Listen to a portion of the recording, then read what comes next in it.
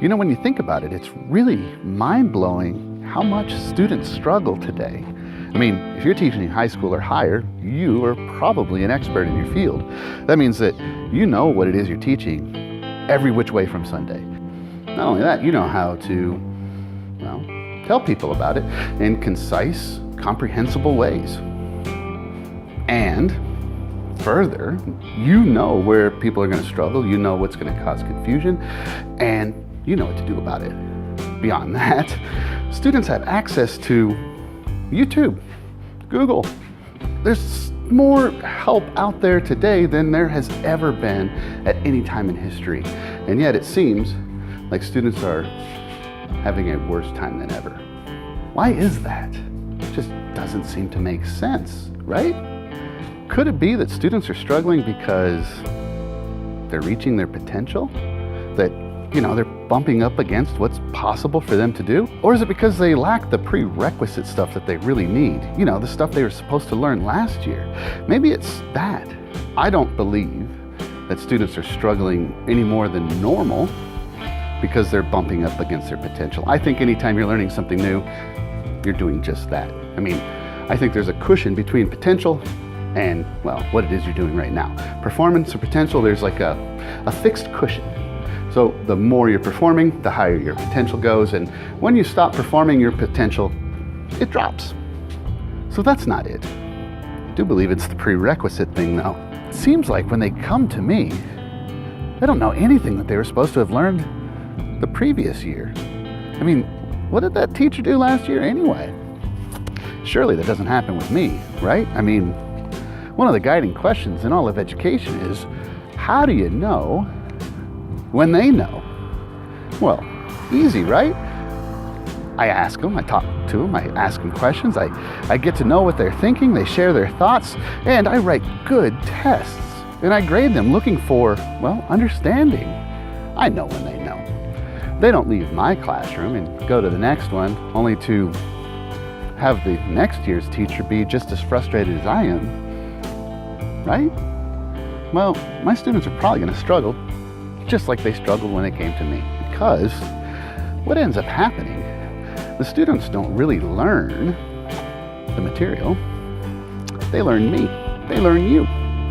They figure out what our expectations are and they fulfill those expectations. That's what happens. They're not actually learning the material. They're not actually even failing to recall what they've learned. We're failing to teach them the right way. We're failing to help them learn what it is they're supposed to learn. I have some remedies. I'd like to share them with you.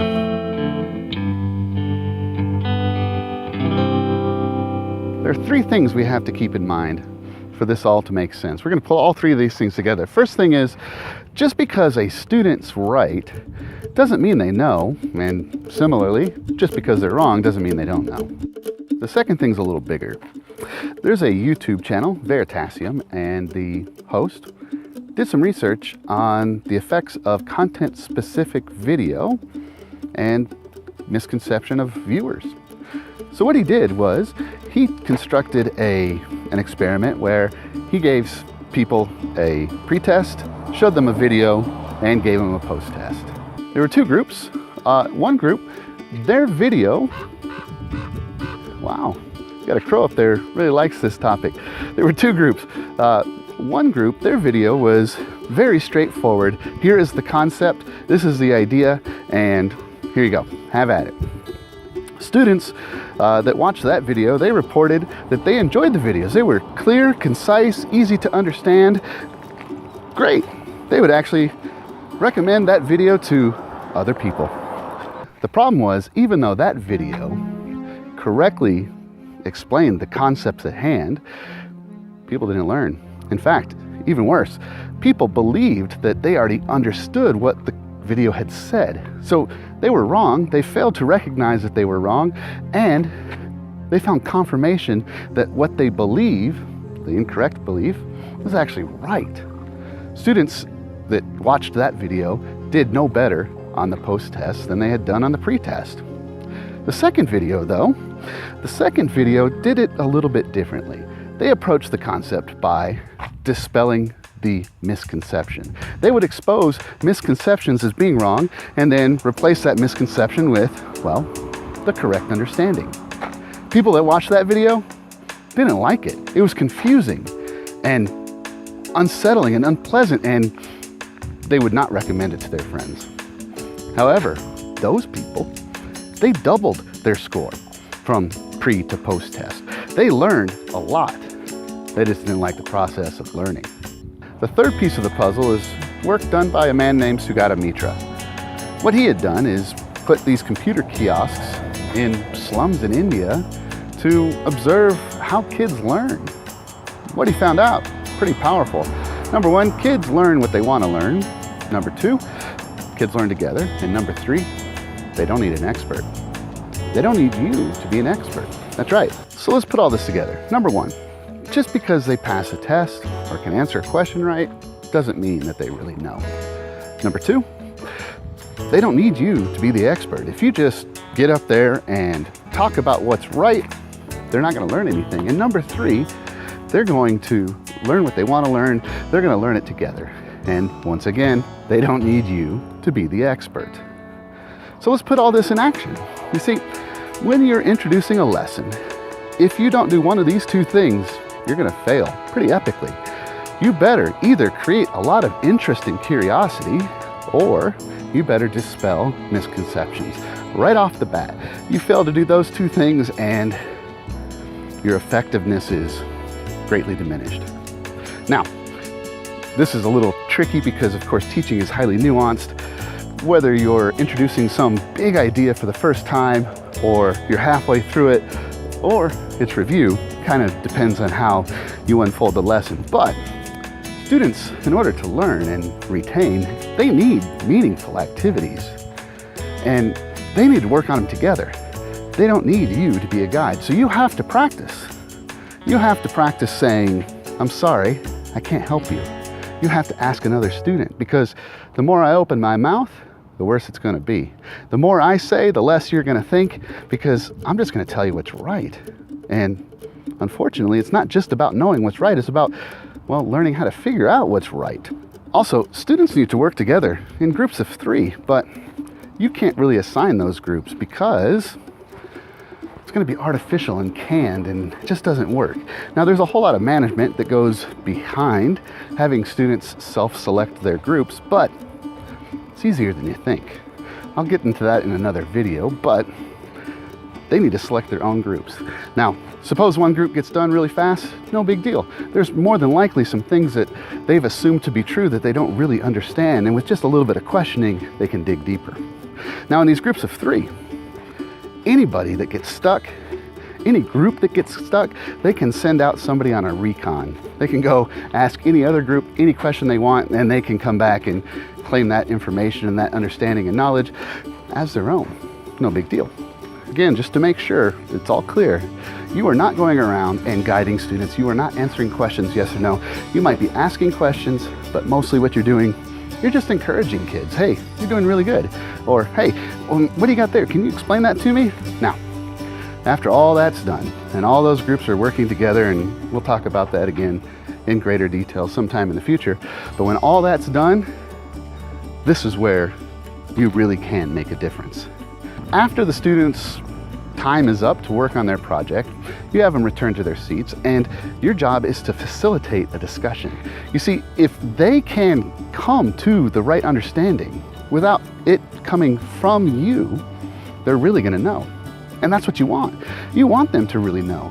One of the things you're going to notice is that maybe no single group or single person completed the task or answered the question, but between the entire class, all the pieces are there. They just aren't good enough yet at communicating with one another to pull it all together. That's your job. That's what you can help with.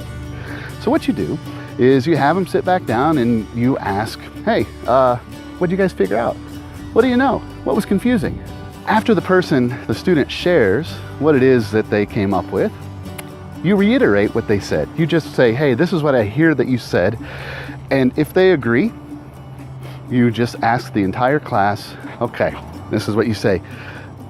I'm not asking you if you agree or disagree. I'm just asking you if you understand. If If somebody doesn't understand, they ask a question, the student that shared out will answer, and you're facilitating that way the whole time, right? You're neither confirming nor denying that what the student said is correct. Depending on if that original student was right or wrong, you might want to do one of two things. If they're wrong, look for people that agree with them.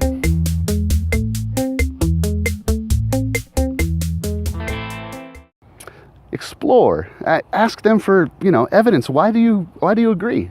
And what you're going to find is that students that disagreed originally, which actually were right, they're going to jump ship and they're going to agree with the wrong decision. And ironically, they're actually learning. They were right, but for the wrong reasons, so that doesn't really matter, Now, if the student originally was correct, then it might be wise to ask who disagrees and why. And explore all of those misconceptions. Explore them fully until, they're exposed as misconceptions. And then in the end, if the class can come to a consensus about what's right, then they know. That's when they got it. And the cool thing about all that is they got it not because of you, not because you told them, but because you helped them arrive at the understanding. It's their understanding. You were the facilitator. You were the guide, the cheerleader, the coach. They did it. They got it. They really got it. They didn't just get you, they got it. To summarize, your job as a teacher is not to, dispense information. That's not it at all. There's plenty of access to information, right? Your job as a teacher is to, facilitate exploration and discovery and to, ferret out misconception by conversation and dialogue. Without that, they won't ever really know. They might pass tests, they might answer questions correctly, but again, that doesn't mean they know, and they won't recall things that they never learned in the first place. I argue that if they really understand it, they will recall it. They will be able to remember, and they will be able to apply it in new ways in the future. Your job is a facilitator, a cheerleader, a coach, a guide. Your job is not to be the resident expert. Now, your expertise is invaluable because, you're going to pick up on things that they're doing and saying, and you're going to have, the background to know how that fits in and know how to guide the conversation. But again, this is really key. They're learning when they come to a consensus and an agreement about what is right, from each other. When they all agree that this is right and they all understand, because you facilitated it all. You helped them explore it and challenge one another and challenge their own thinking, and you helped them by, having them express themselves in an articulate manner and had them listen and consider and argue and hash these things out. Then they know. And that's your job. That's what you do. That's what we as teachers offer. Man, teachers that can be replaced by a computer should be. A computer can't do that. We can. Now, all of this might sound like pie in the sky. Sounds great, right? Wow, getting kids to learn by talking with each other. But come on, that doesn't really happen, does it? It does. I do it.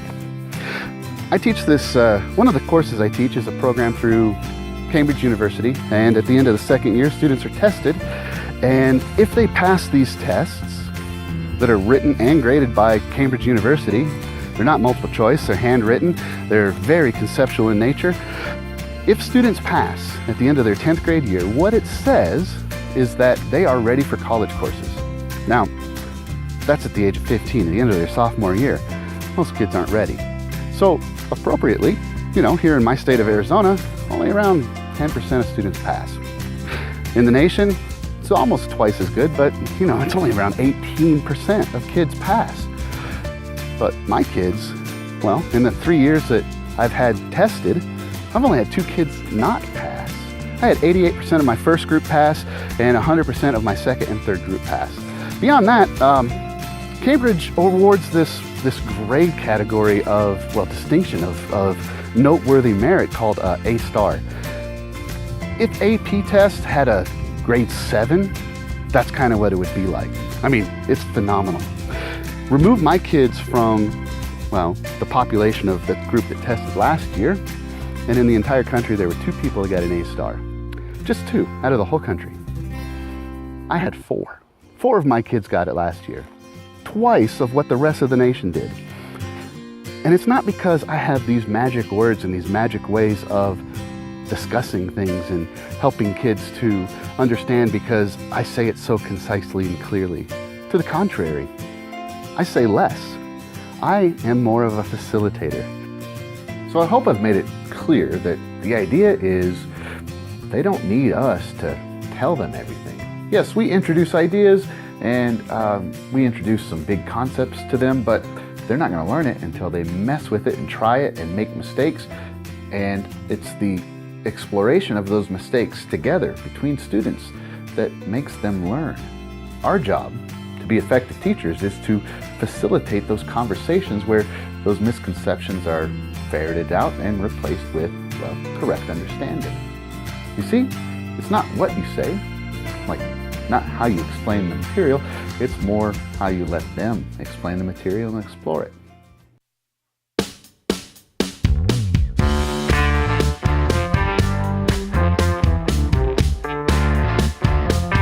Oh, hey, you're still here. Oh, good. You may or may not know that I have a goal. Let me describe the problem I perceive. Kids are graduating from high school, going to college and having to take lots of remedial math classes. Or they get to college and they change their dreams because they realize how much math they would have to take in a program that would qualify them to do their dream job. Personally, I believe that's unfair. That's unfair on a personal level, and I think it's also a measurable burden on our society. So what I would like to have happen is that students graduate from high school and they do not have to take remedial courses, and they are not afraid of chasing their dream job because some difficult math class is required. I want students to really understand. I want them to know how to learn. I want them to be, well, confident. I want to empower students that, well, so they can do those kinds of things. The way I'm doing that is I'm creating a body of materials for students and teachers alike. And all the materials are designed to, well, so that a teacher can facilitate these kinds of discussions. There's no busy work. There's no CUDA-soft worksheets. Those have a place. Practice is good, but the majority of what needs to happen is bigger and deeper. That's what I'm working on. And I could really use your help. If you think this is a worthy endeavor, you could help me out. There's 2 ways you could help that would cost you absolutely nothing. The first way is, well, I need your feedback. Leave me comments down below. Just let me know how this is going. Let me know if it makes sense, if it's confusing. Let me know if you think I'm all washed up. Let me know if there's something you're really trying to work on, and maybe I could help you. You could really help me also by helping me gain some traction. At the time of the making of this video, it's the beginning of the 2017 school year, and I just started making all these materials and whatnot at the end of last summer. So, share where you found this on social media. Email it to people in your profession. Just help me gain traction through publicity. That would be great. There is one other way you can help, and it won't cost you anything extra. If you go to my website, thebeardedmathman.com, and you click on the support tab, anything you buy through Amazon, through that page, doesn't cost you anything extra than if you just went directly to amazon.com. But I get a small percentage, and every little thing I collect goes right back into funding this project. And it's a big project. So it's lots of man hours, and I'm surprised how much money it's costing. But anyway, whatever you can do, I really do appreciate it. And I do appreciate your time, and I hope I can help. Please let me know how it's going. And once again, thank you for your time.